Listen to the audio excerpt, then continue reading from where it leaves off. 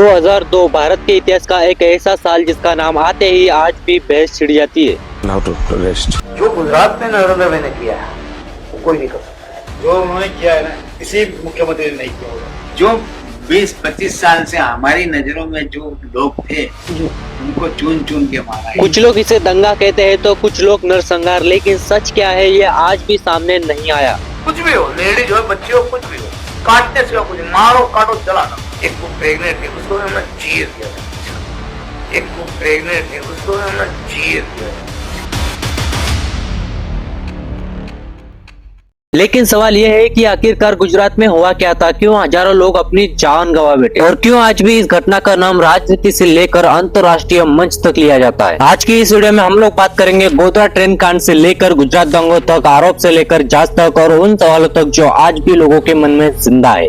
27 फरवरी 2002 सुबह का समय था। अयोध्या से लौट रहे कार सेवक साबरमती एक्सप्रेस ट्रेन से सफर कर रहे थे, लेकिन जब ट्रेन गुजरात के गोधरा स्टेशन पर पहुंची तभी अचानक S6 कोच में आग लग गई, या यूं कहो कि लगाई गई। कुछ ही मिनटों में पूरा डिब्बा आग की लपटों में घिर गया। इस घटना में 59 लोगों की मौत हो गई, ज्यादातर लोग कार सेवक थे। पूरा देश हिल चुका था क्योंकि सबको पता था कि अब आगे क्या होने वाला है। टीवी चैनल्स पर भी सिर्फ एक ही खबर चल रही थी और ठीक उसके अगले ही दिन गुजरात में दंगे फसाद शुरू हो चुके थे।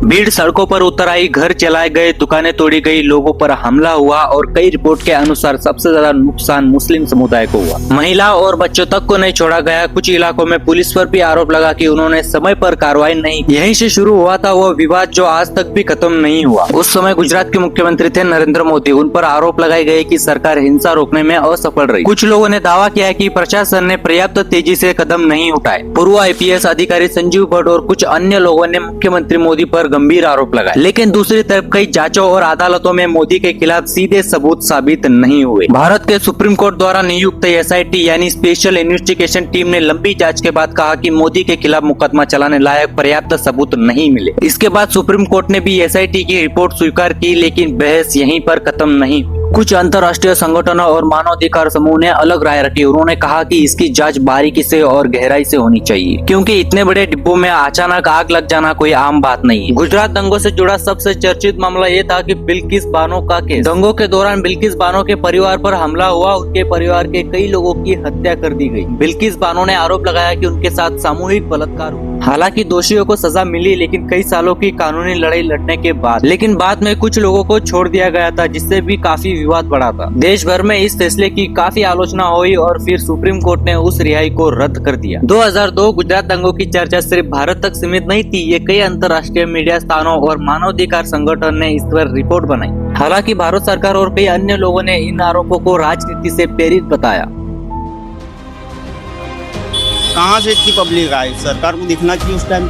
ये चीज़ बेचते थे, अलग बेचते थे, खुद कमा लेते थे। यानी किसी के पास अपने को जाना हो तो फट लेके अपने को यूँ नहीं बोलते थे कि तुम हमको पैसा दो।